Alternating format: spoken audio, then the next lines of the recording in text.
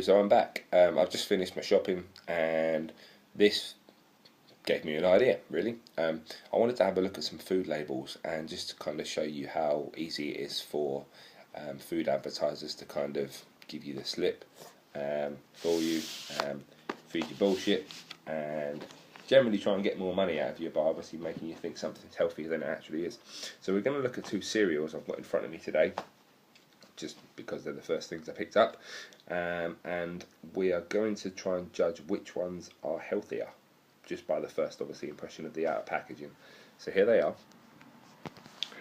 Okay, this is the crunchy oat granola, looking healthy with all this little fruit at the bottom, nice oats involved as well, give you that slow release carb look, high in fibre, no artificial colours, no added salt.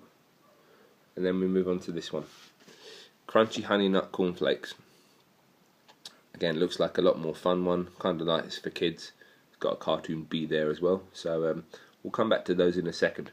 Now, first off, which one of those that looks immediately healthier? Yeah, exactly, to me too. Obviously crunchy oat granola is looking a lot healthier at the start. But if we turn these round and actually have a look at the labels, you might find something interesting. So what I'm going to get you to do first is have a look at the crunchy nut cornflakes. And on this one, see that these are done by, just up here, per 100 grams. So that is going to give us the equivalent value on the oat granola in a second. And as we go down this list, we've got fat, carbohydrates, etc. Now on the fats, it only says 5 grams per 100 grams is in this one, but if we move over to the oat granola, that's actually giving us 11.4 grams per 100 grams, which is fat. Now obviously on this, the saturates are 1.7. That's not entirely going to be very clear to obviously the normal people that are going to be eating this though, because they're going to think, oh yeah, it's healthy, I can have a bigger portion. The sugars, again, let's look at it per 100 grams. So 79 in the crunchy nut cornflakes, and on the granola it's 24.9 grams again. So you can still see there, 66.9. So again, it's actually lower sugar in this one, but higher fat in this one. So just by reading that label there, obviously if you were looking for lower fat, you'd actually want to go for the honey nut cornflakes.